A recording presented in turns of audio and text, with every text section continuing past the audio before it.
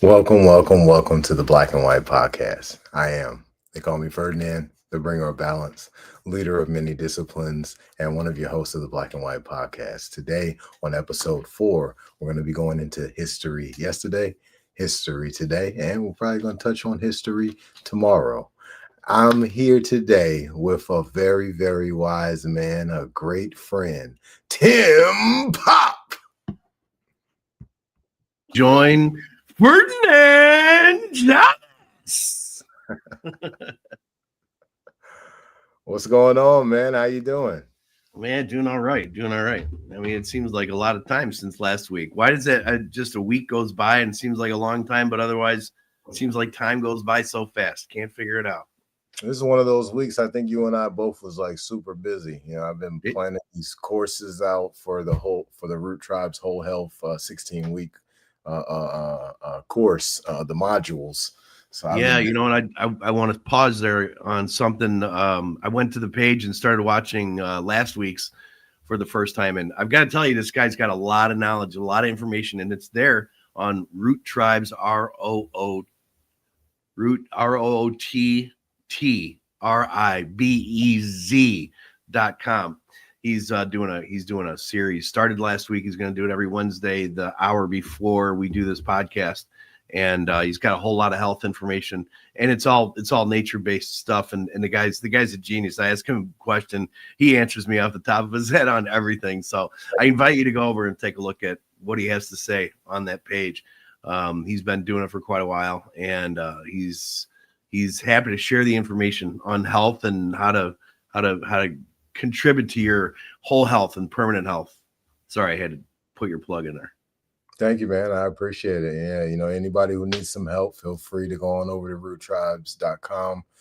You can connect with me with the wellness check link, and then we also have various types of solutions in the gift shop for every type of health problem that the human body can have.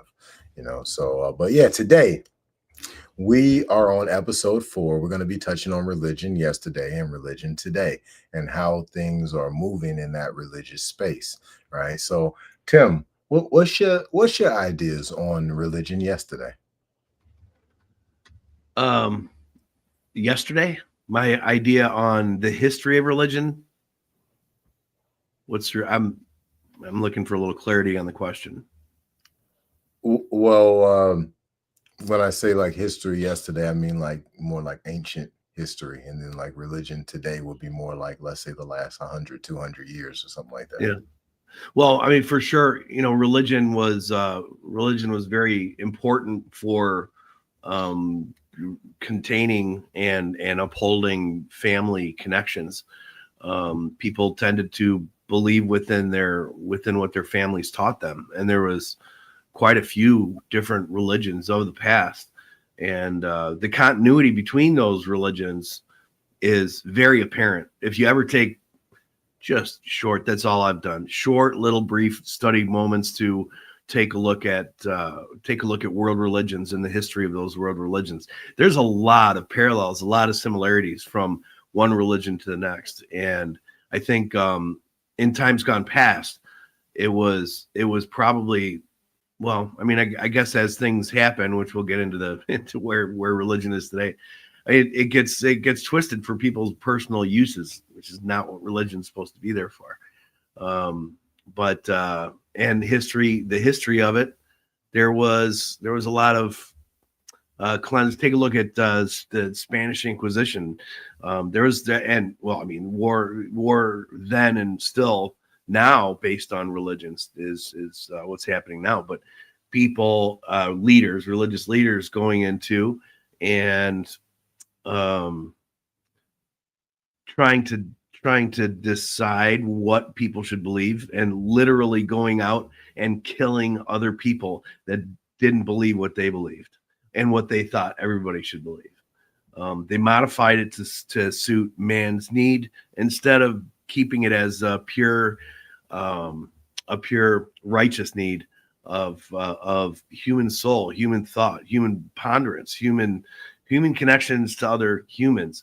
And that's what it was designed for then. somewhere in the meantime, it got twisted into a different thought process to what it is that we have today. Now, I know you have a whole lot more solid, studious details that you can add to that, as far as where, in the variety between the different religions. You've been studious to that. You've studied religion to a pretty high extreme, and I'd like to hear what you have to say about it. Well, I appreciate your comments. When I think about religion, it automatically takes me to ideological principles, ideology, right? Idea. It takes me to a place of, excuse me. It takes me to a place of thinking about how that can be uh, controlled in a group of people, how they can be engineered or inspired to walk towards a certain ideological principle for whatever reason, right? So when we think about that, I see how some acts of religion of the past have been righteous.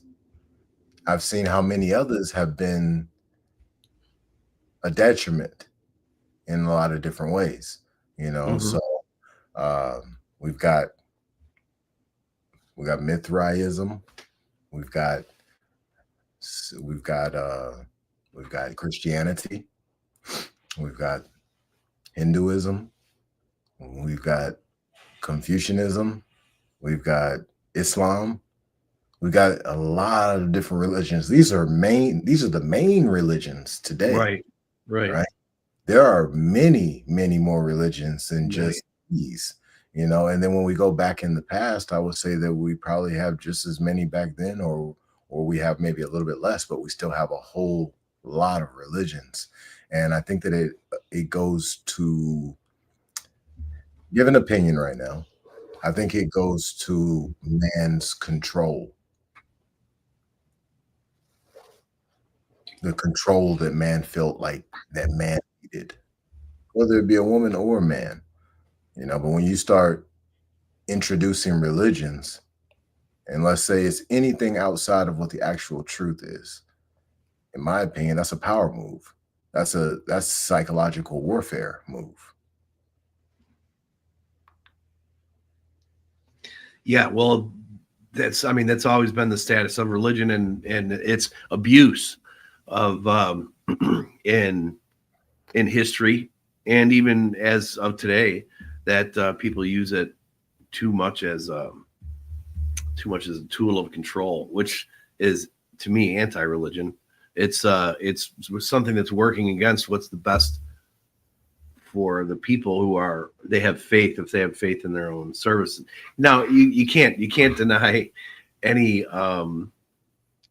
faith basis. There's no, you can't pull back and say I'm right and you're wrong. I mean, people have been saying that for eons. My religion's right and yours is wrong, and that's why there's people that that they want to have that conflict, and it's something that's been a part of what's going on in what we're seeing today. And he's not, he goes out there and he touts God, and and he's not religious at all. How do you know that he's not religious? Is he possibly using it? All right, I'll just call it out. I'll say Trump. So I mean, there's the people that are against Trump. They say, Trump doesn't have, he walks around with that Bible. It's like, do you know that Bible, he's had that Bible since he was a child? That was a Bible that was given to him, and it goes everywhere with him. He wasn't thinking anything about being president of the United States. Why is he walking around with it now? Because he's always walked around with it his whole life. You can't say whether that the guy is religious or not. So to sit there and judge him for what he's saying, I get the other points. I do. I get the things that people say about Trump and what he's doing with control and so on. Does it seem so? And that's where you go back and you revisit it. Is he utilizing some of that for additional control, or to put his opinions out there and gain the approval of others that are religious? And they say, well, yeah, I align with this guy because we have a similar faith. You know, we're largely a Christian nation compared to the rest of the world. I think Christianity is a larger faith than Muslim, but pretty much everywhere else in the world, the most popular religion is the Muslims, I think, isn't it? Well, I would say that Islam is more practiced around the world, but I would have to verify that. That's not something I'm sure on. Yeah. But I do believe that the United States of America is largely a Christian nation, even though there's a considerable amount of people here who practice Islam. Yeah, and other faiths as well. And that's something that we're going to get into. It's no, that's number 4. So we're going to get into quantum physics in the 7th. That's my personal favorite topic. Yeah. But it's I think just to be able to touch on that history, religion, and then religion today, where it is today. I think it's a terrible thing to vilify religion, to say that one religion is right or wrong, or that religion is something. I believe in separation of church and state, which is part of our topic today. But for us as people, as Americans, to have faith, I think is a good thing. Now, if you have faith, you have faith in something, you know, even if your faith is strictly science. If you're an atheist, you say, oh, well, then, you know, I have no affiliation. I don't believe in God. Well, you believe in something. You have an affiliation. You do have a faith in something, because take a look at everything in science, which, I mean, that's my personal area of study.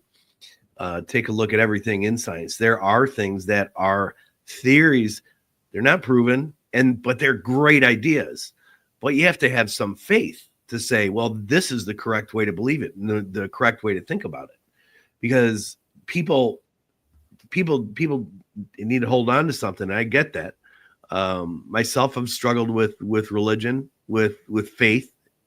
I think any thinking man probably does. I think if you just deny that's fine. That's great. If you can do that, if you can deny any controversial thoughts in your mind about your faith, you have the faith of a child, just like it says in the Bible to have the faith of a child. Well, you know, that's not so easy for everybody to just have the faith of a child. But my doubts have gone from extreme to the point where I thought, gee, am I atheist? Because I'm not sure where I stand on belief. And then I realized very much I'm not. I am not an atheist. I am a theist. My origins, that looking for proof and evidence. Quantum physics answered a lot of that for me, and it gave me some peace, you know, which is a good thing to have at 58 years old. Although Ferdinand says I'll live to be 120. He's with his help. But our belief system, it's also our moral tie. And even if you don't believe in any particular religion, pick up the Bible and read it. It's like the most positive book ever written. You know, it has a lot of illustrations of how human beings should live and how they should treat one another in the real sense, in the real documented sense. It illustrates how man should live and treat other people, other men and women, and that we're part of a system together, and that we should connect that way. And it shouldn't make a difference. It shouldn't make a difference if I'm Christian and somebody else is something else, because I still identify with that very much Christian. And I see absolutely nothing wrong with any Muslim I've ever met. And I went to Iraq, so I've met a lot of Muslims. You know, there's not much up here, you know, I mean, where there's a predominantly white Christian neighborhood up here, the whole Chicagoland area, at least, you know, in the outskirts. So I, you know, before I went in the army, I didn't see a lot of people that fit that. You know, up there where you're at, is you got Chicago right down the street, so you got Yeah. a large amount of Muslims who are up there. Moorish American Muslims, they practice Islamism. Yep. Yep. Mhm. That's true. I don't get to Chicago as much as I'd like to, though. I'm 45 miles away from Chicago. So when Well, I'm saying, I'm pretty sure that they're around Chicago as well as in oh, it. I Yeah. would say so too. I would say so too. And I suppose there'd probably be a lot of places I could go visit, which I'd be very interested to do, and pray with my, I don't know. I didn't even know what kind of word or term to use, but my Muslim Islam brothers, Yeah. Pray with we're your all of the same core. brothers and your Is sisters. my Yeah, it is. We're of the same core, and I think we need to embrace that. It's kind of a little bit. Well, I guess it's not really. It's really the whole point. Um, we need to connect with one another, and we need to realize that it's okay to believe another way outside of your own brain. It's out there. It's real. It's been there forever. So why can't we just accept that one person believes one path, another person believes another path? And honestly, if God is the loving God, he doesn't care which one you believe in. He's probably very amused. It's like, oh, just wait till they find out the actual truth. Well, the reason why we're having the issues that we're having is it's deeply rooted, man. Systematic spiritual warfare is being waged, right? They've taken the gloves off. We've got to really have a deep understanding of this.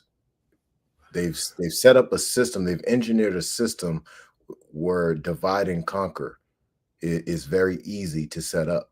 So when you're able to keep dividing people and keep separating them, well, yeah, you're each of these groups of people, you're making sure that they believe in something. You're making sure that they got some kind of ideological principles that you've got some type of influence in. Well, when you do that over and over again, yeah, you're going to create a whole bunch of individuals who will never come together in unity because they think this is more right or this is right and this isn't right or whatever it is that they believe because they're all focused on believing something. Very few of them are walking the path of knowing, right, which requires experience. And in this space, we get a whole lot of people who are led to be wanderers in the wilderness. yeah, yeah. It makes sense. It makes sense that you're talking about spiritual warfare out there. Well, that goes back to the division, and that what they let's just say the leaders, the people who are actually leading, and the people who are leading in a in a conceptual way, the faces of those leaders. But the leaders, that division that they're looking for, they want to see it in everything that they can find, and that because it keeps us where we're button heads. And I'm a centrist, so I'm button heads with both Republicans and liberals. You want to talk about a tough spot to be in. But where our faith base is, I think can be used positively, and to have people believe in something is to also but we're talking about the same kinds of morals, the mores of people, and the faith based. If you take a look at any of the written books that are out there on religion, you're talking about very similar morals. And those, I mean, and for Christians, it's the 10 Commandments, which, the 10 Commandments is good, but I mean, it's the Bible is not the 10 Commandments. The Bible is a complete work of, well, I don't know if that's true because the Bible's not really complete. That's a whole nother topic. But the idea of having those kinds of morals, to go out, to not kill people, to let people feel, think, and believe as they feel, think, and believe, as long as it's along the right moral content, meaning, where if we have a faith that we can attach ourselves to, or let's say a belief system that includes all religions, but it's an alignment of all religions, and say, here, this is a good way to live your life. Well, does this conflict with my Bible? And they'll look in their Bible and their religious book of choice, and it'll all be in there. Well, now that's gonna bring unity instead of division. Now, is there going to be pushback on such a thing, on that kind of an idea? I mean, it's a pipe dream. It's a pipe dream to think that we'd be able to put this kind of thing together just with a small little starting group. Not that's we're not indoctrinating anybody here today. That is not the point. Nations have been started with less. Yeah. Well, in the Bible it says, whenever two or more of my people have gathered, then that is church. That is faith-based. When we talk about like the commonalities between religions, I would say that it's exactly what you were saying. It would be morals, ethics, principles, and universal laws, right? Yeah. This is what kind of connects every religion, in my opinion. I think that the key in all religions, for those who choose to walk the path of whatever religion that they're walking, everyone should be focused on purity, because we're never able to see the truth until we become it. So if we want to be able to truly understand the doctrines that we're reading, and not just have to rely on whoever is delivering the message on Sunday, or on a Friday or on a Wednesday, or whatever day that they're going to their respective physical location or online location for their religion. Purity will open that door and help us to see the truth. So it kind of is one of those aligning factors within every religion, within anything that a person desires the truth in. When they walk that path of purity, it opens all the doors inside of my Father's many mansions. Yeah, well, and you deal with that a lot with root tribes, and the idea of health, internal health, that there is, and a connection into our third eye, our ability, and that's not some kind of a. And there's people out there that think that that's a fake thing. The pineal gland doesn't exist. Isn't that funny? We're talking about one of the most basic things. Calcification happens, and that there's a way that you can actually free your third eye in order to see things in a deeper, more spiritual cast. And that's a big part of what you focus on with root tribes, is the natural things that exist out there, and roots. That's a big part of it. But there's all the natural elements that are out there, and to get away from chemical compounds, which would mean if you can get it in a natural source, if you can get it out of the ground, if you can get it out of a plant, which that's where everything originally started anyway.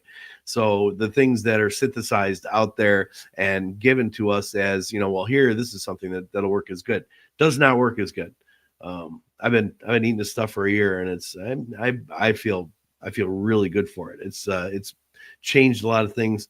I'm very appreciative of that, but that's because of the natural elements to it. Now, I'm still the same person I was before. It doesn't change a person to the core unless you're somebody that comes from deep-seated bad health.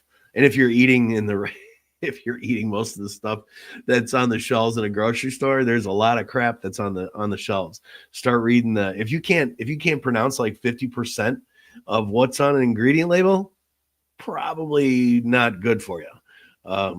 And well, Ferdinand would say, even less than that, that it's just a few elements would be enough. But internal health has to come first.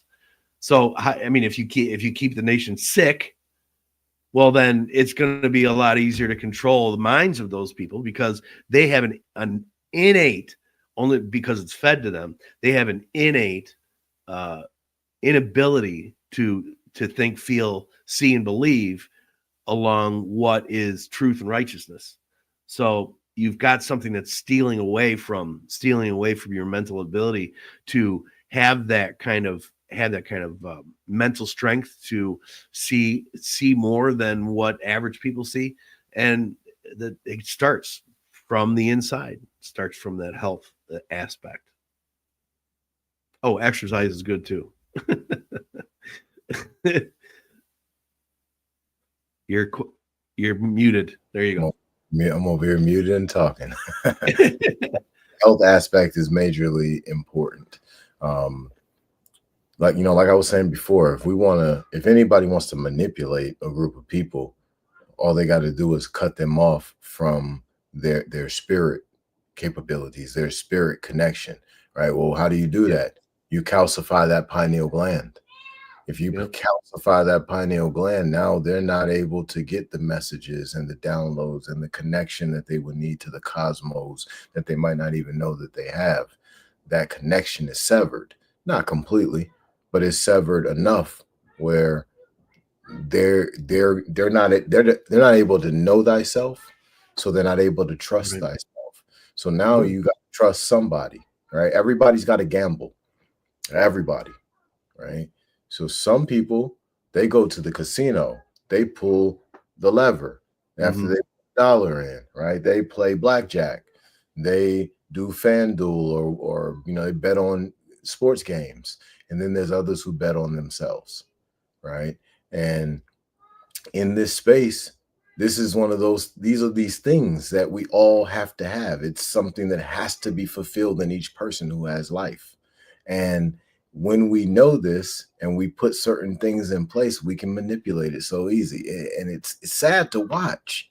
It's hard to watch because we're watching engineered race wars as a result. We're watching engineered religious wars as a result. They're playing out on different levels. Sometimes it's whole nations that are in these wars. Other times it's just sects of people within a nation, almost like a civil war. Shiite versus Sunni, quote unquote, black versus white, and the list goes on and on and on and on, right? Well, if we develop purity as a people, as humanity, there's no one who will be able to manipulate us anymore. And what they're manipulating at the end of the day is emotions in people. This is so hard to watch. Like if I turn on the television and I watch something and it goes to commercial break, I'd be sitting back like, oh man, I don't want to watch the commercials because I already know what the commercials are doing. The commercials are manipulating my emotions. Yep. And next thing you know, you're learning something new because your emotions was piqued, or you're buying something from the store. You're getting some kind of food you probably shouldn't be eating because it looked amazing on the commercial. They had the right kind of music. They had somebody really cool eating the food. So now you want to look cool like this other person and you eat the food. Well, they're doing the exact same thing with religion. And that this is a hard thing to watch. Now we've talked about religion of yesterday. We didn't go too deep, but we're having a conversation. We talked a little bit about religion today. I'm wondering what religion tomorrow is going to look like.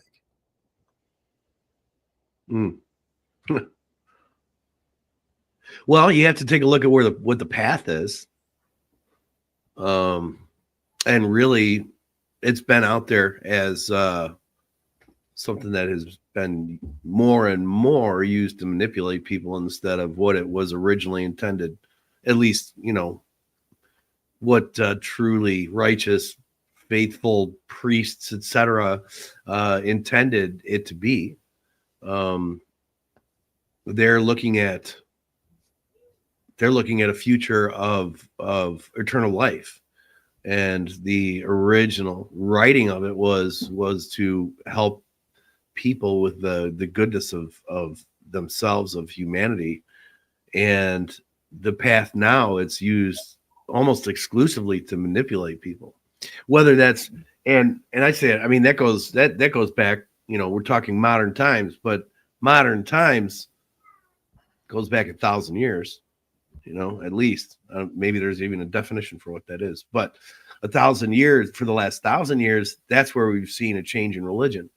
You know, in the Bible, it's illustrated that Christ does not like churches. He's it's very outspoken about that. He's more about the sit in your living room, gather with some people, and talk about your faith, talk about how the faithful should behave and what they should do. That's the way church was held back then. Well, now it's all cathedrals. There's churches, you go to the biggest sin cities of the world, and there's churches all over the place. But they're built up as some kind of a, they're built up of stone. And I spent my life going to some of the prettiest, Grace Lutheran Church in River Forest. That was my grandparents' church. My grandmother and great grandmother who lived together, and Grandpa was there early, and then but he died at 90 something. 90, I don't know how old he was, but anyway, he was the last paternal person on that side of the family. And I saw these beautiful churches. You go inside Grace Lutheran Church in River Forest, look it up online. It's gorgeous. I mean, it rivals some of the Catholic churches, so it's not one religion that does it. And, all of those buildings, those structures that are built, and, they build steeples that have the cross on top, for Christians. And, there's different things on top of different religious structures. But, Christ in his purity it's in the book. Christ in his purity, he wasn't about the churches. He wasn't about building a bigger structure and they were doing it then, but not talking about building a bigger structure. It was building the inside of people. Well, today I'd say it's just as bad or worse as than let's say 1,000 years ago when they started building all these things, and a few hundred years ago when, some of the most solid structures that were built in a spiritual pathway that all the way through to today. And you have these marvelous pieces of architecture, but that doesn't really have a lot to do with faith. The idea is that, we can gather people and that is important. That is important. But is the leadership righteous? Now, I'm an optimist, so I'll say sure. Well, yeah, you know what? In general, they are. But there are some, I'm sure, that are not, and they're leading a path that is, you believe it our way or don't. You're not a member of the faithful.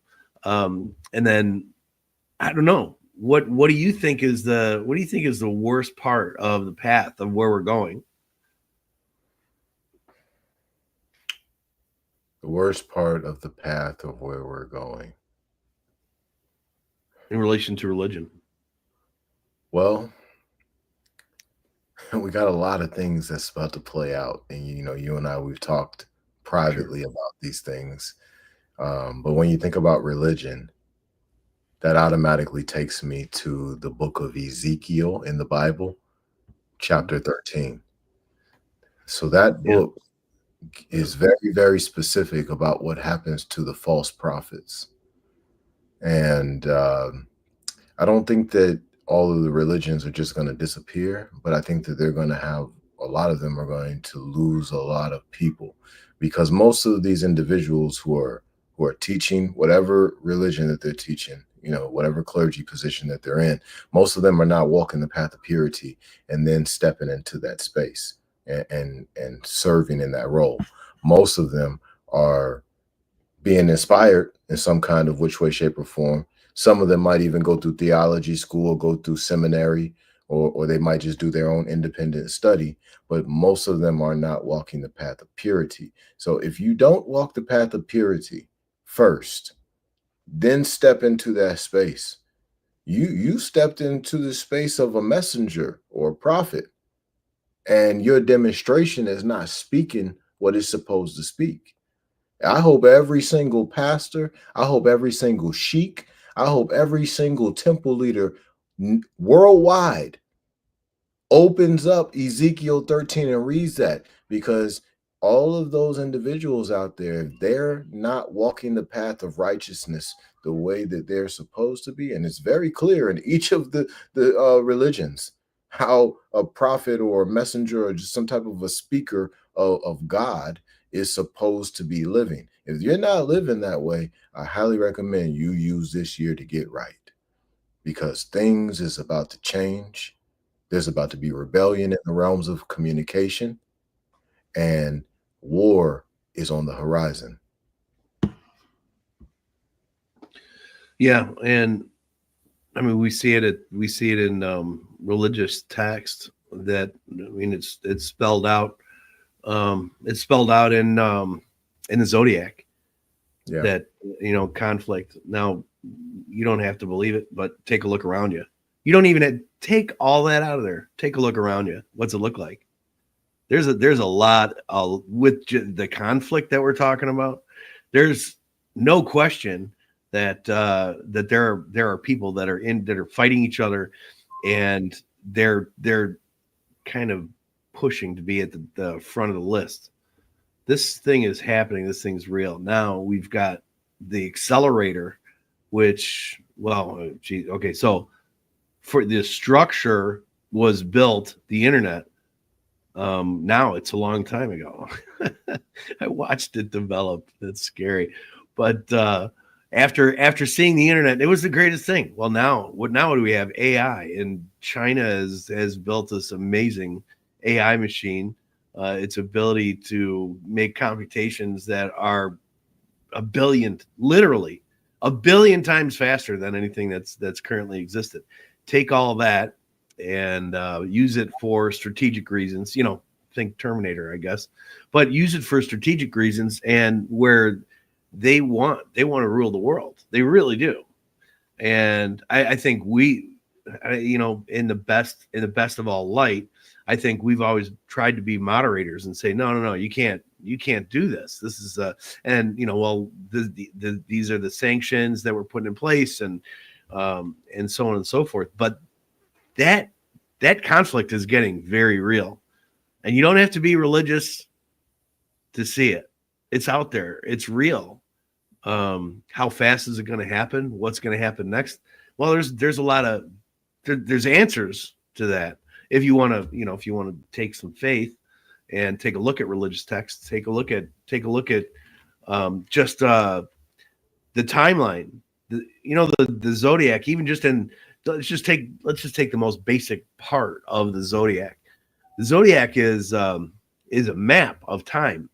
That's what it's about. It's a unmoving star formations that create the zodiac signs, and then it's the passage of the things that are moving, which is especially, well, I mean, that's really all we can see moving is the solar system that we're on, which is just this tiniest little infinitesimal thing that's in our galaxy, which is nothing compared to the rest of it. Well, when we're looking up at the sky and we're using the zodiac as a map, it's this crosses over that part, whether it's could be a planet or another celestial body, where you see a structure pass across the front of one of these things, and each one of these things, they happen over and over and over again. Well, I'm sitting here looking at this, and is that my sign? Virgo. Would you like me to break this down for everybody? Yes, please. Let's hear it. So this is a zodiac wheel, right? Or a recreation of the zodiac, what some people may call not the ecliptic, but the celestial sphere. Okay, so we've got 12 zodiac signs in the zodiac science, which are Aries, Taurus, Gemini, Cancer, Leo, Virgo, Libra, Scorpio, Sagittarius, Capricorn, Aquarius, and Pisces. Okay. Now, within the zodiac wheel, what you see there is a bunch of lines in red and blue. Those are called aspects. And then you see the numbers all the way in the center. Those are called houses. And then we're looking at the planets that are slightly on the outer of the lines. right? So those planets are the sun, the moon, Mercury, Venus. Well, let's do them in order. From let's do them in order. So we got Cancer at the top and Gemini at the top, right? So we got Mars from the left to right. We got Mars, then we got Jupiter, then we got Uranus, then we have Chiron, then we have Venus, Neptune, the true node, Mercury, Saturn, the sun, the moon, and Pluto. Okay. Now, each of these planets within the zodiac have a certain type of symbolism with them, right? So the sun is symbolic of your outer self, your ego. The moon is symbolic of your inner self, your emotions, your intuition. Pluto is symbolic of your transformation. Saturn is symbolic of justice, time, death, karma. Mercury is symbolic of mind. The true node is symbolic of your spiritual destiny. Neptune is symbolic of revealing hidden information. Venus is symbolic of beauty, love, and relationships. Chiron is symbolic of your healing. Uranus is symbolic of rebellion, revolution, sudden changes, unexpected things, technological advancements. Jupiter is symbolic of expansion, blessings, and abundance, and Mars is symbolic of aggression and war. Now, each of the zodiac signs are symbolic of different things. So you have Aries, which is symbolic of the warrior, the initiator. Taurus, which is symbolic of values. Now, Aries is masculine energy. Taurus is feminine energy, right? So we have a certain type of balance that happens within this science. And this is how it's able to be so effective, because that's the key to the entire universe.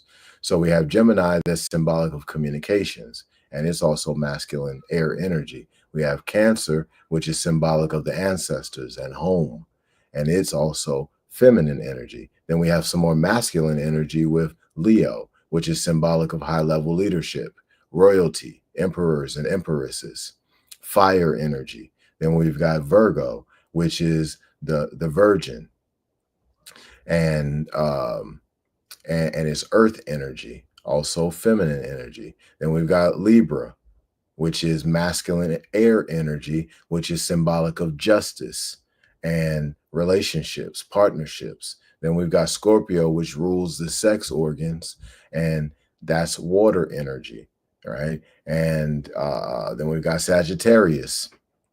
And, excuse me, so Scorpio is also transformation energy. Sagittarius is philosophy energy. Is also a type of communication energy, right? Which makes perfect sense, since it is directly across from Gemini. And we got Capricorn, which is cardinal Earth energy, and Capricorn is character and integrity, right? Um, then we have Aquarius, which is I know energy. And just for everybody who doesn't know the zodiac signs, the wavy lines that are orange, and it has Pluto and it has the moon in that section in the fifth house, that's where Aquarius is. Right. So Aquarius is humanitarian energy. It's the water bearer. So we're talking about the sign of when we say the water bearer, water could be looked at as emotions, inner self. And then the water bearer, which is, and it's an air sign. So we're talking about the emotional thinker. This is one of the ways that it could be, the interpretation of symbolism could be looked at. Then we have Pisces. Pisces is the completion of the cycle. No matter whether we're talking about processional zodiac or we're talking about our 365-day zodiac. So Pisces is the subconscious. Pisces is also death and closure. And Pisces has multiple other types of symbolism to them. So you maybe you're at that point anyway, but I want to jump in here, and we were talking about conflict and timing and conflict. You told me some different things about this particular structure, this wheel that we're looking at, and you're talking about Mars. And well, if you want to talk about conflict, I will focus on 23 degrees in Taurus. You got Uranus there. This I think this relates directly to what we're talking about, with where where, I mean, overall conflict, get your house ready.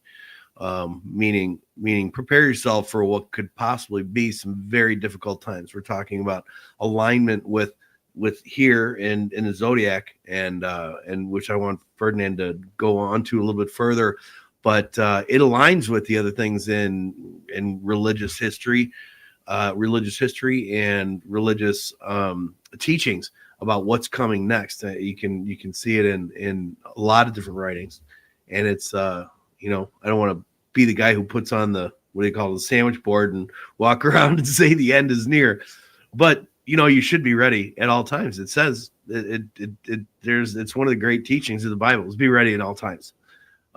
This is one of those times to really be ready. You see the conflict that's happening out here. Now, Ferdinand can explain a little bit further about what this particular tool, this measuring tool, says. Absolutely.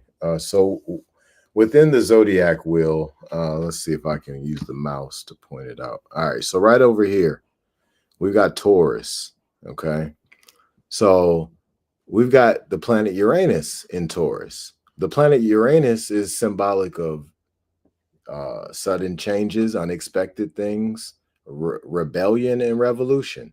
Okay, so when we look at that planet and understand that that planet is about rebellion and revolution, and it's in Taurus, which is symbolic of values, spiritual femininity, wealth, right?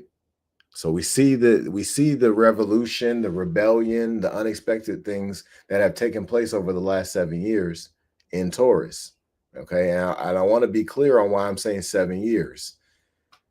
Uranus takes 84 years to move through this wheel one time. Well, that's the equivalent of it orbiting the sun, 84 years. So it's in each zodiac sign for an average of 7 years. Well, it's been in Taurus for 7 years. It'll be transiting into Gemini, which is right here. Okay, for everybody out there, this is Gemini. It's going to be transited into Gemini in July of this year. It'll retrograde out once or twice, and it'll be in Gemini until 2033. Whenever Uranus goes into Gemini, we have conflict in multiple parts of the world, full-fledged revolution or rebellious type wars because of the rebellious spiritual energy, the revolutionary spiritual energy that's in the air. That is, and in this spiritual energy is always going to supersede everything else that's going on. And then it's going to translate down. It's going to trickle down into mind and trickle down into body. And then we see the physical representation of what's happening at the spiritual level. This science right here helps us to explain all of that. Now, what I will say is this before I land my plane. This is very serious, everyone. This is very, very serious. Anybody out there who has did the proper research on Uranus and Gemini, and you've seen the historical analysis, you already know what's coming.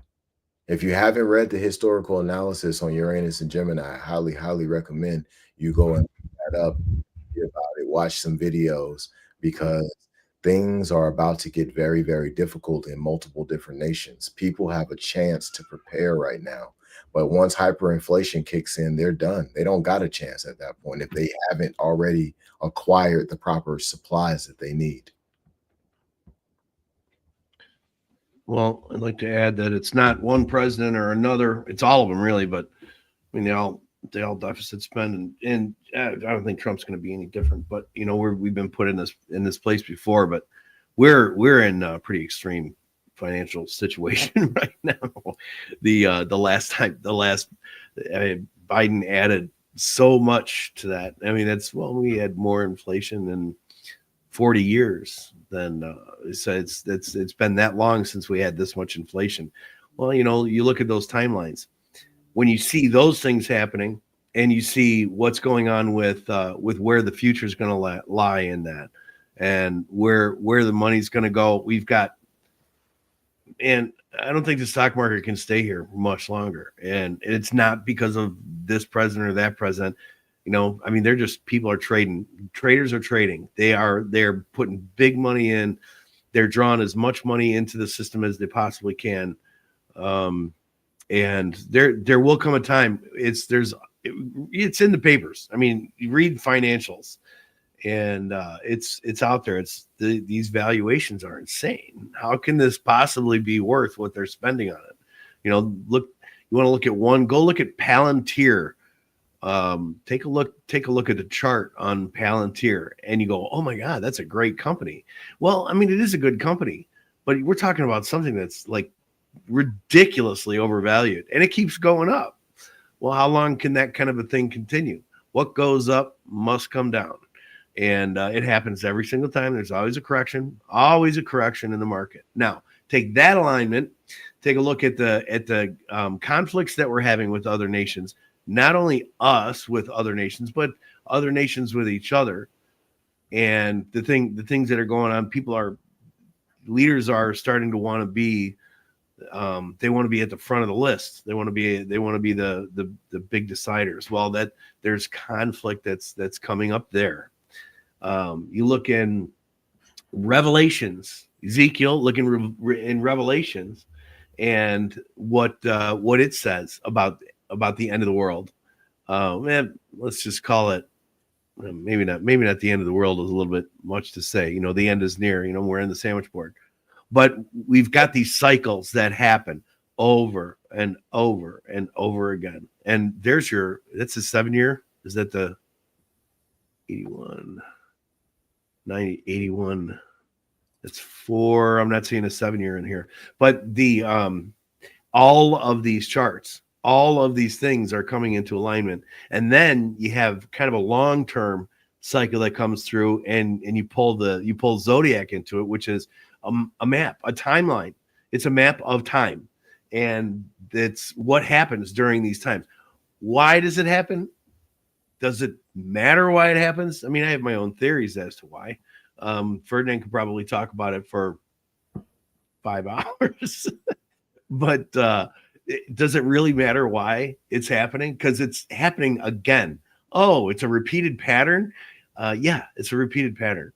And then with everything else that's happening in the world, all we have is confirmation. Well, there's going to be some people that are, you know, they're going to be looking for their God at that point. That's for sure. You know, hey, wait a minute. I remember this from religion when I was a child, and I thought as a child.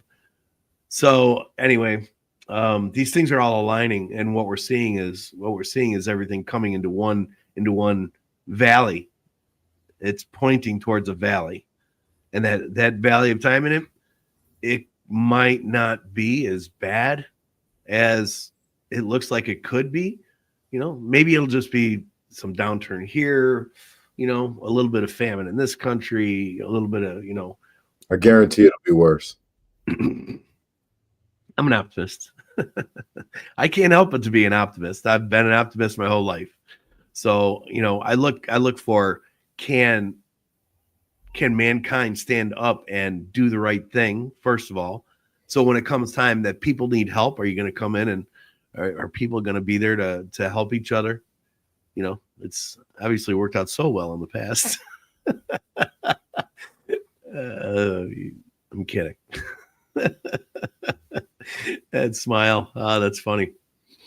That's funny. The knowing Ferdinand. Well, we got to look at the reality that the world has been poisoned. We got to look at the reality that the education has been fugazi. The politicians have been a joke. The religious space hasn't been competent. When we see all of these different spaces being out of control, you know, us trying to hopefully trusting that people will do what's right while Uranus and Gemini is, I would say, it's a fantasy. And if a person chooses to you know, have that fantasy, that's up to them. But looking at the reality of it, when we look at the landscape of what's really going on right now, we've got to pay attention that we've recently come into the age of Aquarius. That means that we started a new matriarchal season of a great year. Well, every great year is going to have a matriarchal season and a patriarchal season. We just came out of the patriarchal, but the patriarchal is trying to hold on to power at the same time. Well, when you have that matriarchal energy and that patriarchal energy both in the atmosphere at the same time, well, usually in August around here in Virginia, we see hot air and cold air smacking up against each other, creating hurricanes. All right. So we're looking at a spiritual hurricane that's taking place right now, and we see the effects of the spiritual hurricane. We call those effects an identity crisis, right? So this is taking place. Then at the same time, we got Uranus entering Gemini. We've got Saturn entering Aries. We've got Neptune entering Aries. We've got all of these things taking place. And these are the beginnings of other cycles that will have other effects. So when you say, all right, let's put Uranus in there in Gemini, while we already have this spiritual matriarchal and patriarchal energy beating up each other right now. And the matriarchal is winning. Make no mistake about it, the matriarchal is winning. Well, now you got a whole bunch more confusion that's about to be thrown in there. A whole bunch more rebellious thinking, a whole bunch more revolutionary thinking. While those same people who are going to be thinking very revolutionary, they have been being oppressed for hundreds of years. I'm not just talking about people who look like Ferdinand. I'm talking about people who look like Tim as well. They've been taught lies as well. They've been sent on paths to kind of cap them out at a certain level of being able to achieve wealth and go to the next level. Because if they wanted to do that, they'd have to join the club, drink the Kool-Aid. Well, there's a whole bunch of people who ain't going to do that. So they were stuck at a certain level. We all have been manipulated in this thing, you know? So when we look at all of these pieces, and then we say Uranus is going into Gemini, and when we look at the historical analysis, all we see is war. No, we're not going to see too many people looking out for anybody.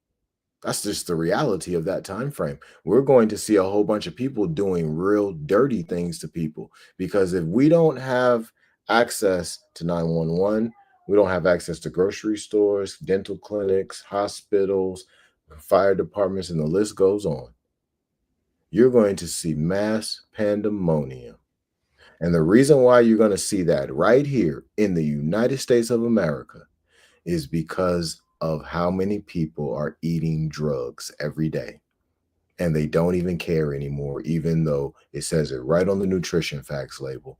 And they don't understand what happens if their drug pusher isn't available. Well, where are you going to get your drugs from? So now what happens is you go through the same thing that any heroin addict or cocaine addict goes through. You go through withdrawal symptoms, but you go through these withdrawal symptoms while you're in a mindset of complete desperation and you're heavily armed.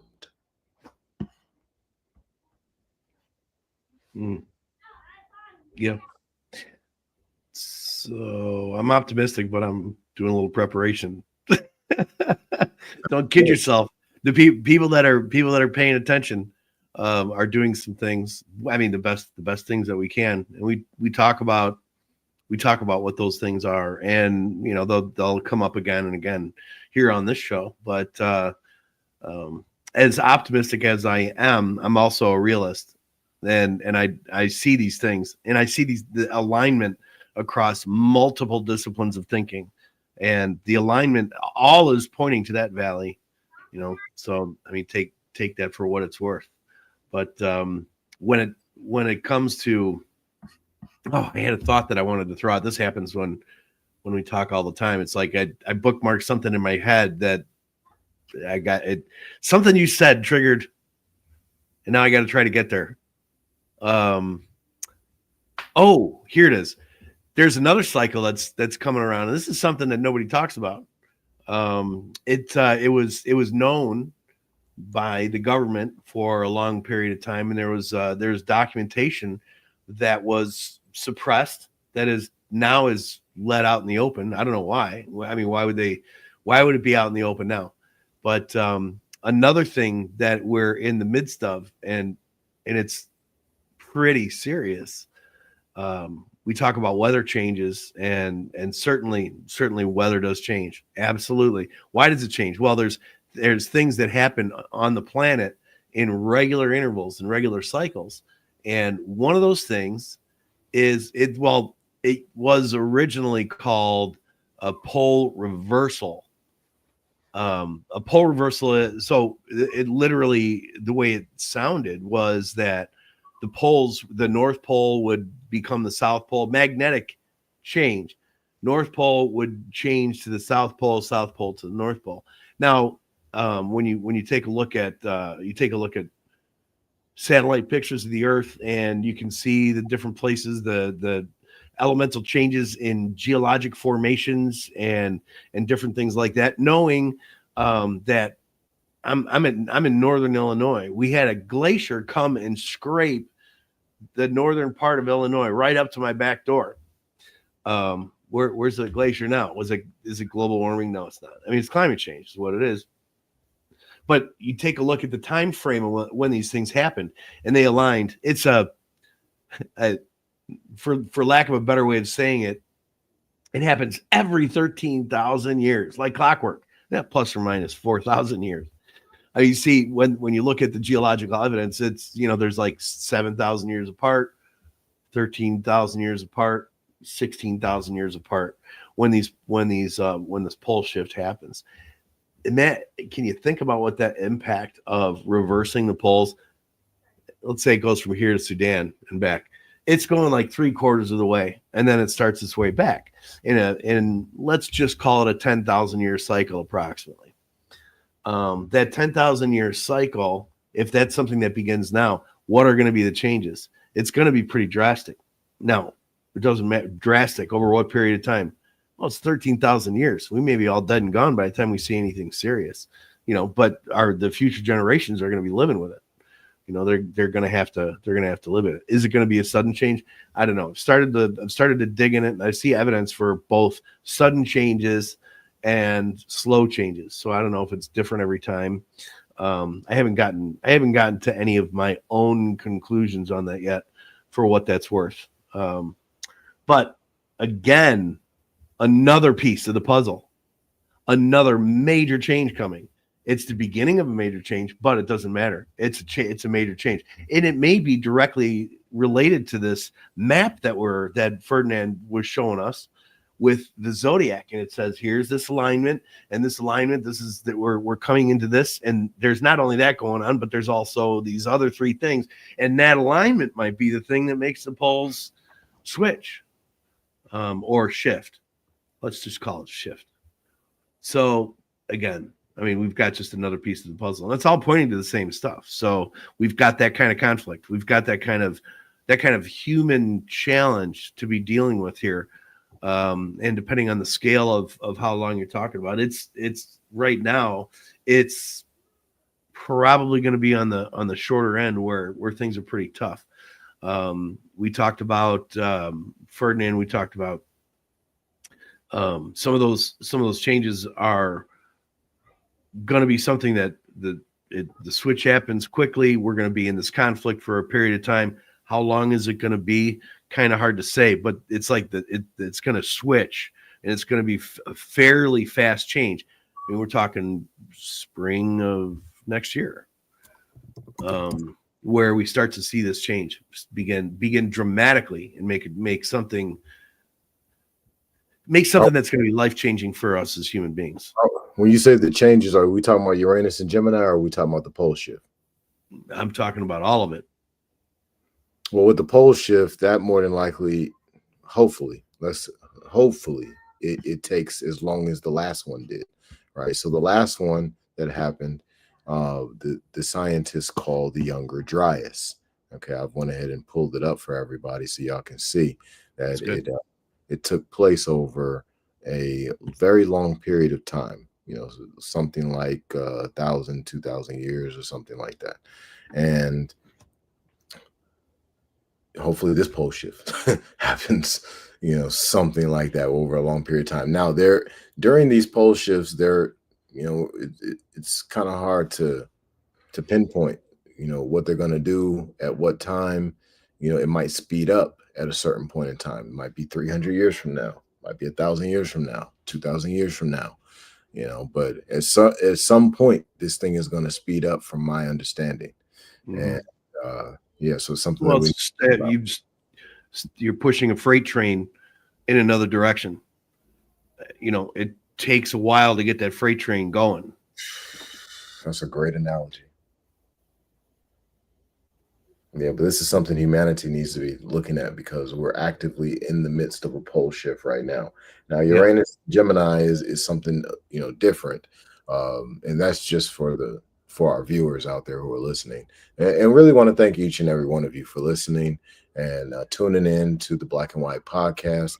I'm the guy with the book. Some people call me Ferdinand, and I got Tim over here. Listen, this guy is super intelligent. This guy is super talented. All right. So every time we live, tune in and listen to him, man, Tim. Right. But getting back to what we talking about, Uranus and Gemini is coming. Right. Now, Uranus and Gemini is its own problem. But see, one of the heaviest points of this problem of or not problem, but the planet being in transited into Gemini is what happens with Saturn. So Saturn is a planet of justice, right? So we might want justice during this time frame. Saturn falls whenever it enters Aries. So that chart that I just had on the screen, it had Saturn about to enter Aries not too long from now. I believe it happens in May, right? But either happens in May or the summer. Well, if Saturn falls and Saturn stays in each zodiac sign for 2.5 years, that means that Saturn falls for 2.5 years while Uranus is in Gemini. Now, we've also talked about Jupiter once it enters Cancer, which is in July of 2025. That is a time of blessings. That's a time of multiplied abundance, multiplied expansion, exponents on it. But Jupiter takes 12 years to orbit the sun. So it's only in each zodiac sign for 1 year. So by July of next year, you and I, we talked about that conjunction that's going to happen. Uranus and Mars, July 4th, 2026. I think that's the kickoff of whatever is about to take place.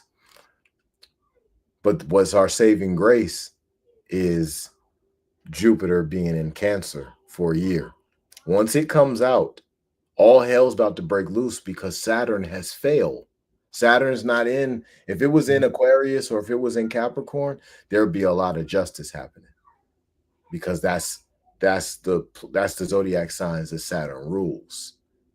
But each of these planets, they have a ruling sign, they have a exaltation sign, they have a detriment sign, and they have a sign where they fall. So justice will fall from sometime this year until the later part of 2028, possibly early 2029. While as long as we're on the subject, I'd like to talk a little bit about the effects, the zodiac, and so it's on a chart, and the ancients, they followed this as science because that was the science. That was how the ancients navigated. That's how they predicted what was going to happen. That was the science of the day. There's been, and there's a lot of there's a lot of things about it being truth that could be why it's been suppressed. If you take a look back when I was a kid growing up, it was, oh yeah, sure, yeah, it's the zodiac. Yeah, it's fun to read the horoscopes, and it was about the horoscopes, and you read this, it's like, that is me, that is Virgo, that's exactly, and then, oh wait a minute, oh well, I match up with what Gemini, that's how I feel at this time, and it was made to be a different thing, a very insignificant, just a fun thing to read, where the ancients, they lived by this thing, and it's something now that there's a lot of talk about it, where it's being taken a lot more seriously, and taken seriously by the wealthy. Well, that's interesting. So I'm talking about, no, I mean, beyond generational wealth, 12 families that run the world. Anyway, billionaires are the ones that watch the the zodiac, and to go to explanations as to why these things happen. We speculated, Ferdinand and I took some time and speculated on what are some of the reasons that this could be. It's not just some mystical thing that it's out there flinging around in the air and you go, well, this is what happens when that, no. There's real energy tied into these things. These are cycles that have been read and pointed out for generation after generation after generation. And as those things are pointed out, we begin to see those patterns. Those patterns evolve to a same point, and they have those cycles. There's different cycles, whereas as we've been talking about.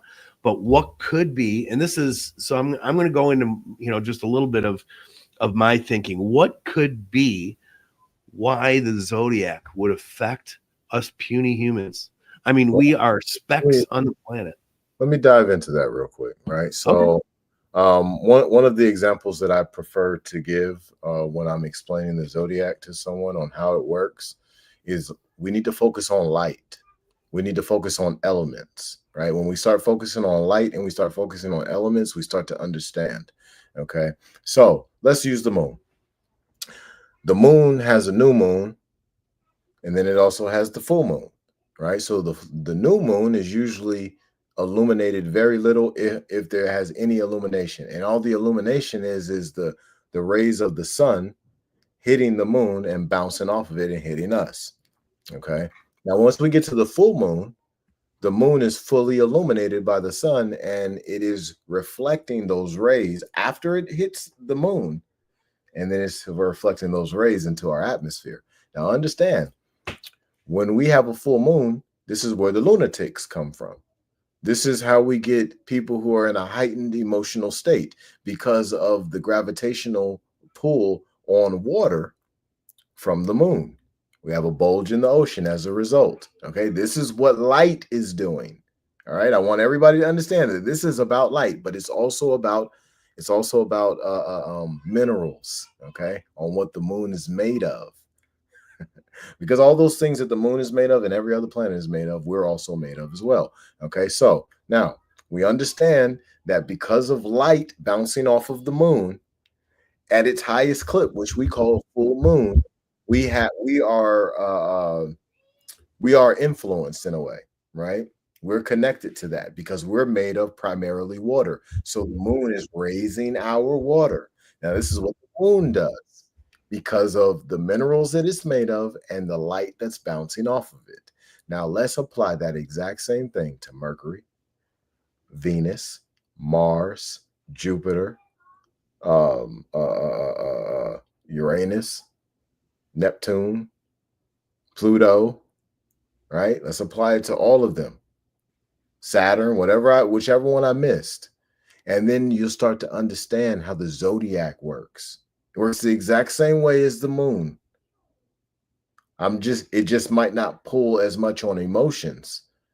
We got to look at what each of those planets are made of, what minerals they're heavily made of. We got to look at what vibration each of those planets have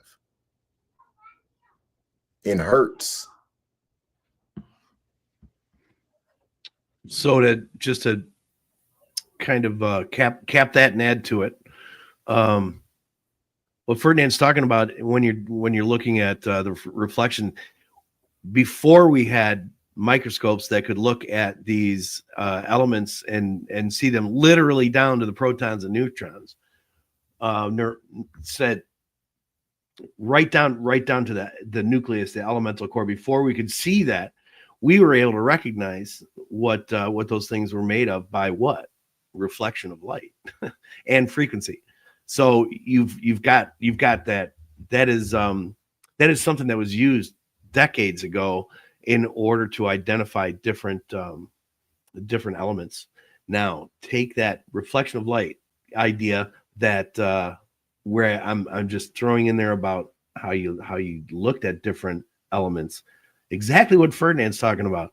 The reflections, they come off in different ways, and it has a different look to us. If we look at that reflection and we see that come through to us, it looks different from one thing to the next. Now, as you have these things come across and these alignments happen, you're getting a certain mix of this from Mercury, and a certain amount of this from the moon, and a certain amount of this from Pluto, Saturn, and you, if you studied any kind of that planetary science, you know that each one of those things are made up of different, they've got very different makeup, and that makeup is being reflected. So that this is just, something I threw out there, and maybe it's documented out there, I have no idea.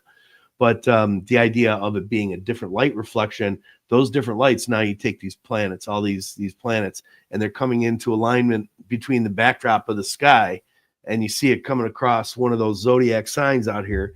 And when this aligns with this, and then this aligns with that, you're getting this barrage of energy that's coming from outer space that is connecting to us individually, but also globally.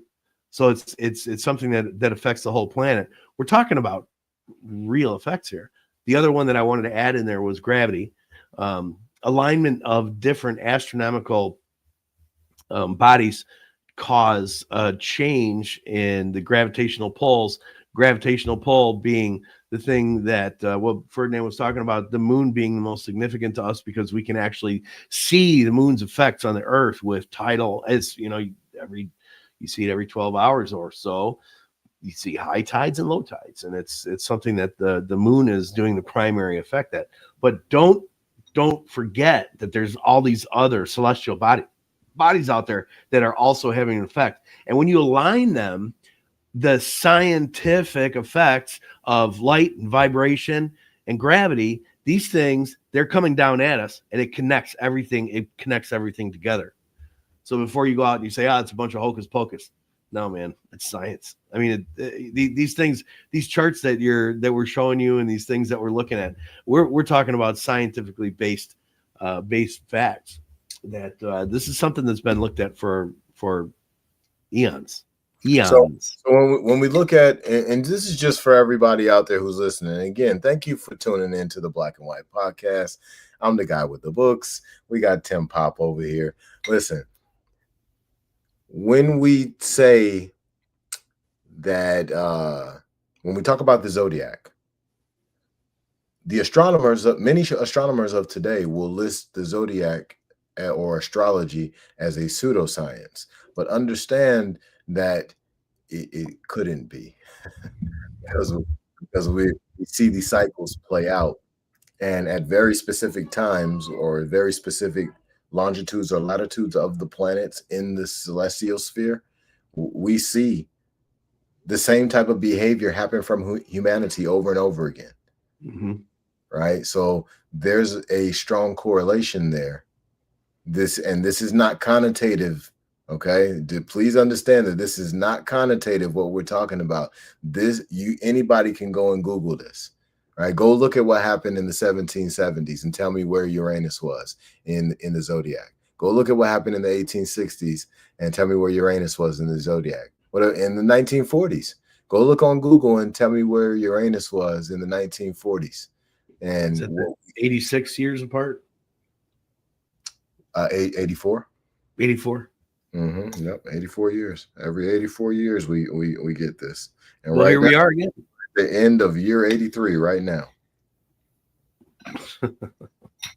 Today, repeating cycles. Today, my wife and I, we were reading the book of Isaiah in the Bible. And I highly recommend everybody out there reads Isaiah, Jeremiah, Ezekiel, and Revelations. Read the whole thing over again, right? And try to read it from a symbolic perspective versus reading it from a literal perspective. Because if you read it from a symbolism type of perspective, you start to see that these stories unfold differently. You also start to see the people that are talked about in those books of the Bible. Some are considered righteous and they're being saved by the Lord.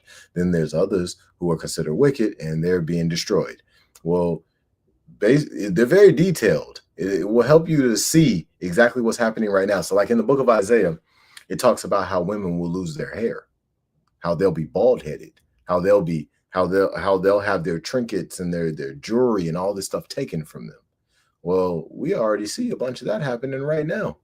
It's a whole bunch of people out here who go to the store and they buy hair and then they wear it around their house and they go to work with that hair on, right? A lot of these women, unfortunately, haven't had the proper minerals. They haven't taken care of their body properly, so they've lost their hair. And we also see the behavior that's talked about concerning those same women. We see the correlation of that. This is in the book of Isaiah. We was reading it today. The book of Jeremiah has similar things.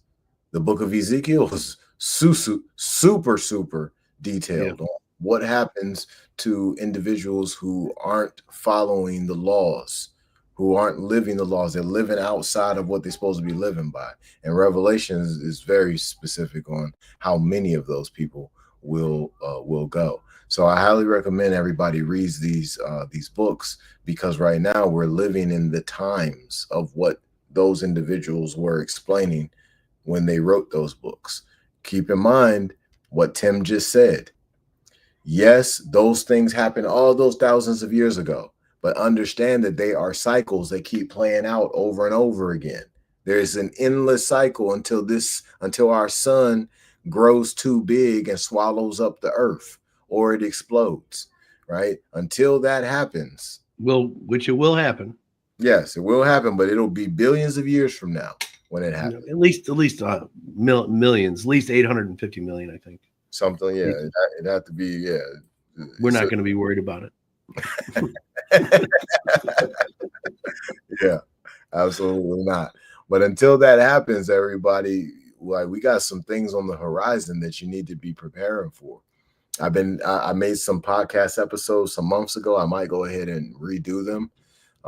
But Uranus and Gemini is the only conversation that really matters.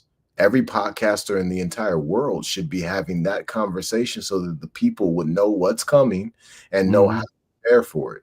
Because without these other leaders out here who got a microphone, without them speaking about these things and properly revealing it to the people, now the people are out here paying attention to nonsense.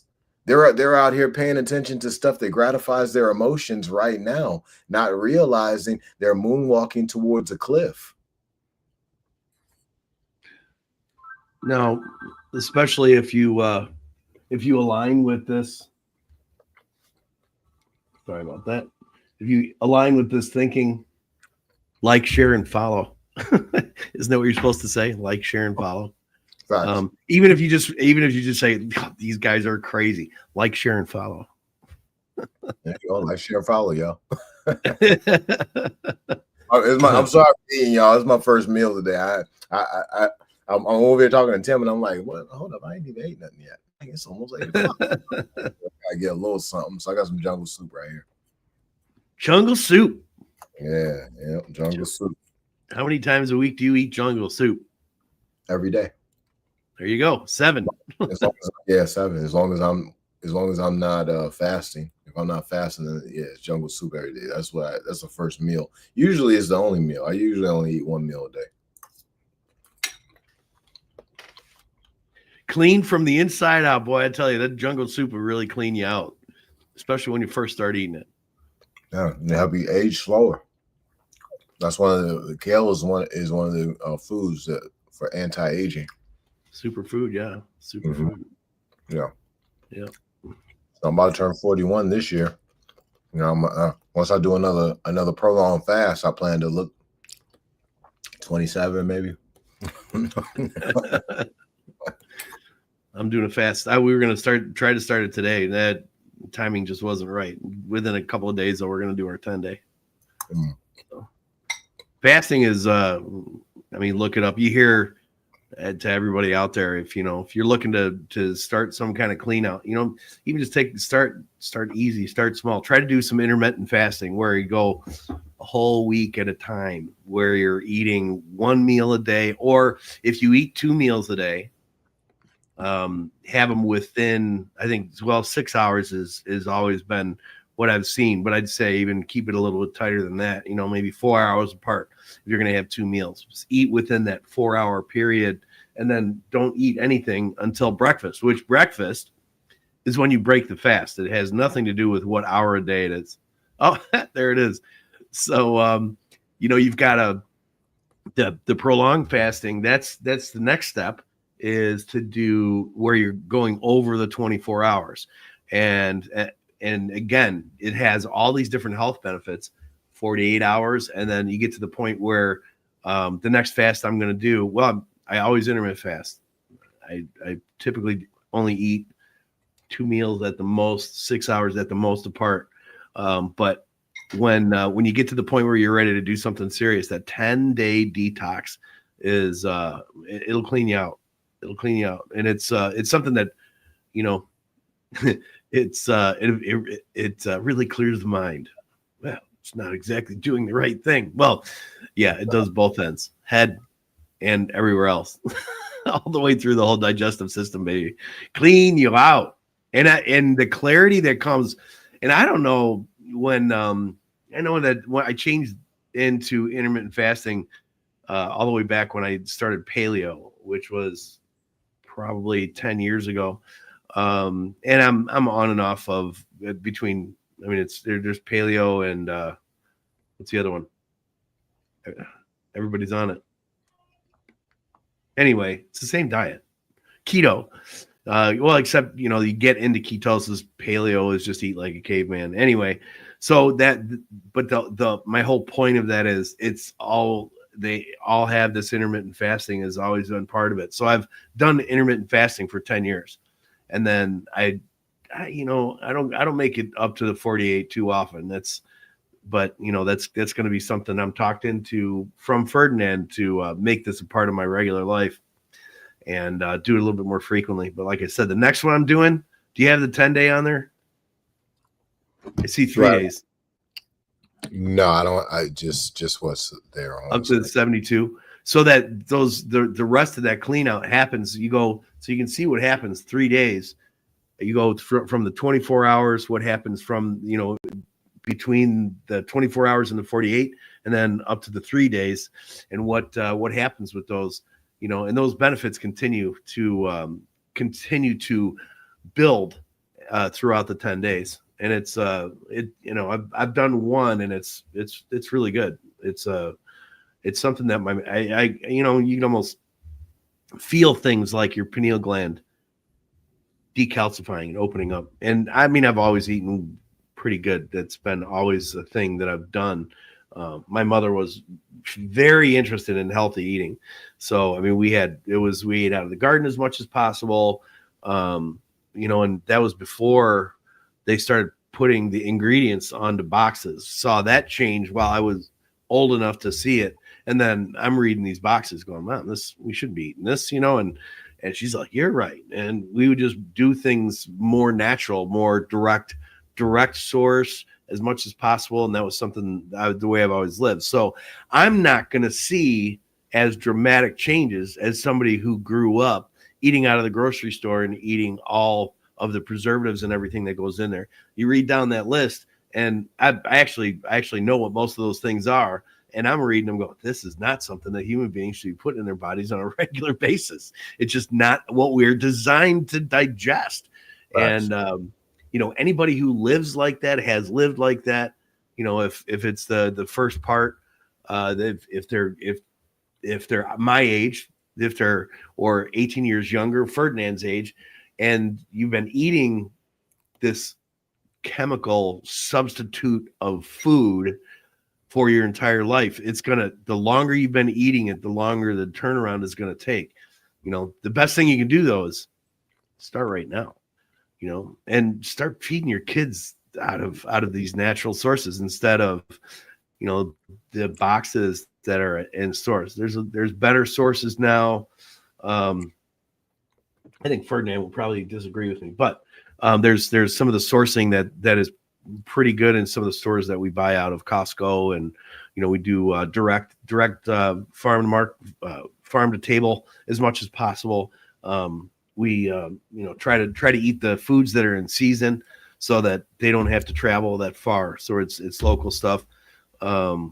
Start to grow your own gardens. We're going to do another garden again this year. I grew up doing gardens. We've done, I don't know, out of our 34 years married. Well, the first 4 we were in apartments. So, but we were sharing gardening with my parents. So even then had some garden food time. And then we did probably out of 18 years at the other house, it's been mostly farm. I mean, garden, but it's only good here for what, 6 months, maybe out of the year, and you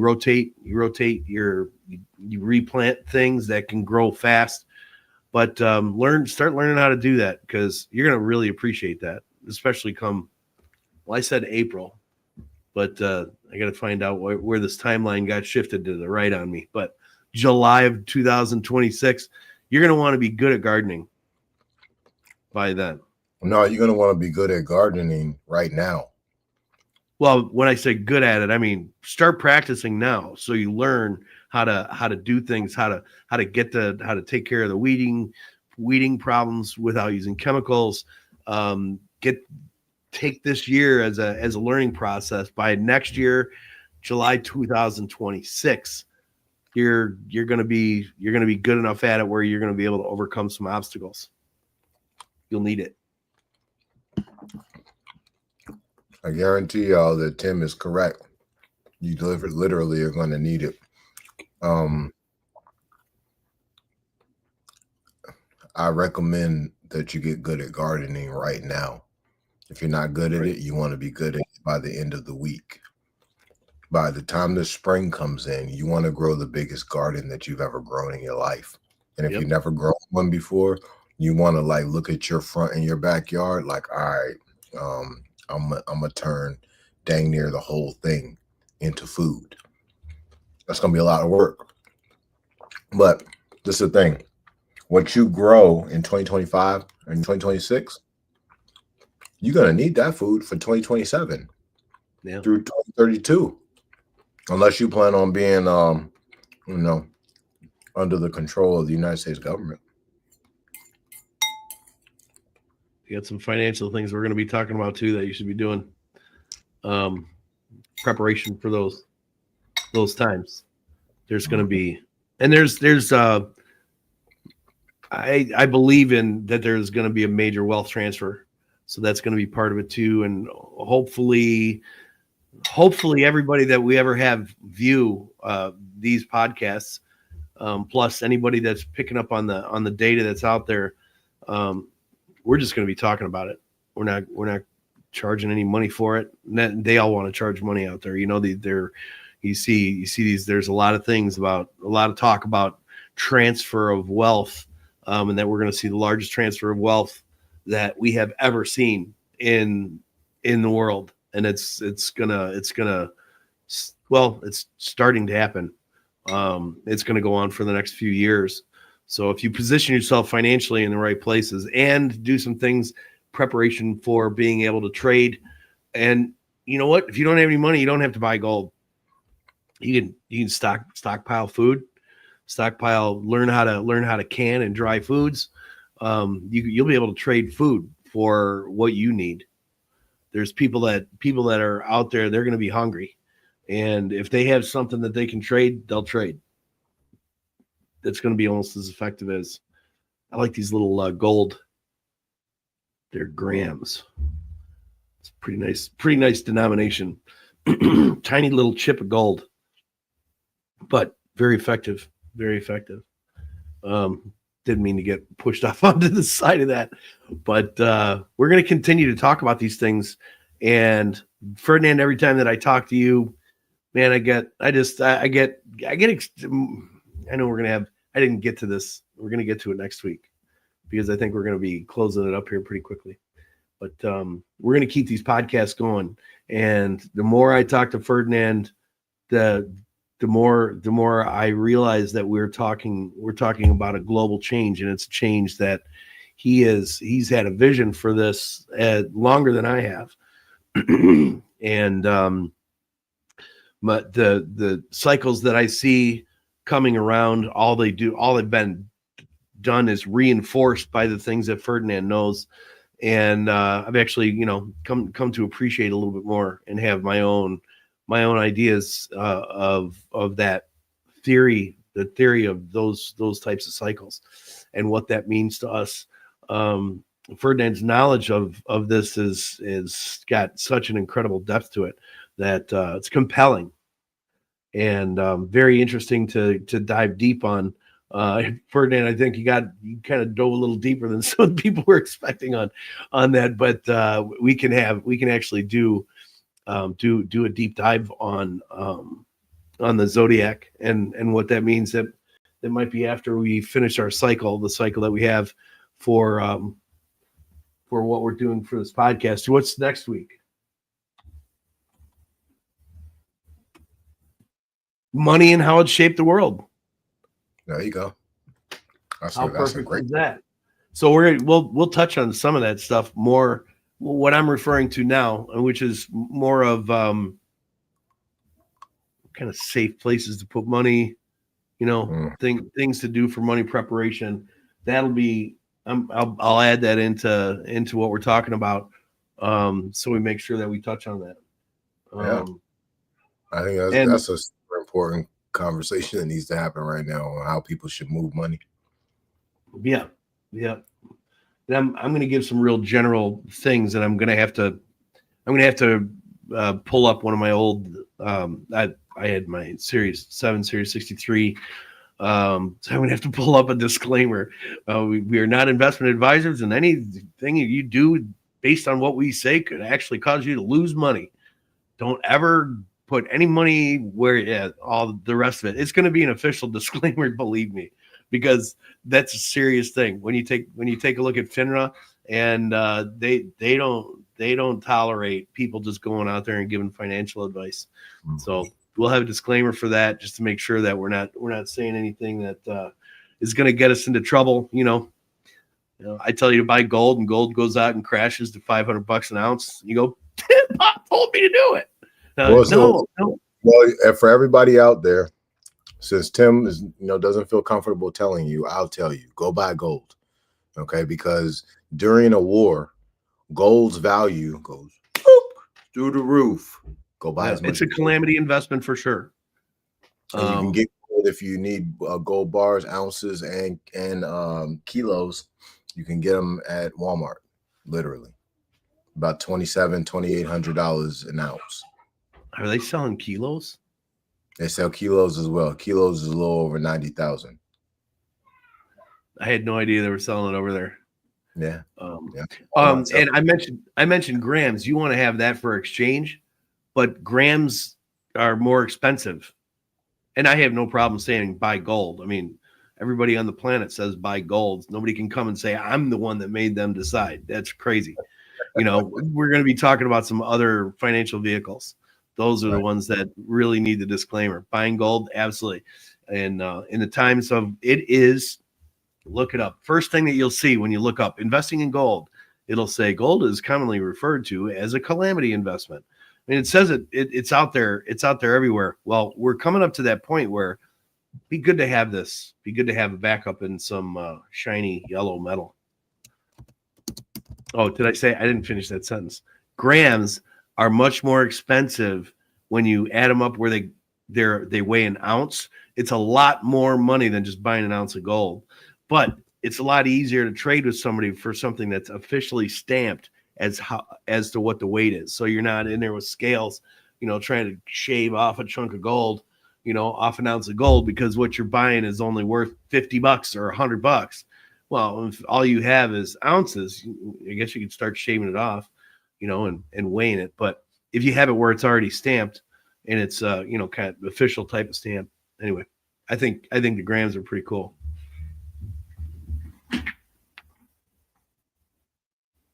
Well, that sounds good. Y'all, it's we're coming to the end of our episode. Oh, yeah, thanks for showing. Yeah, nice.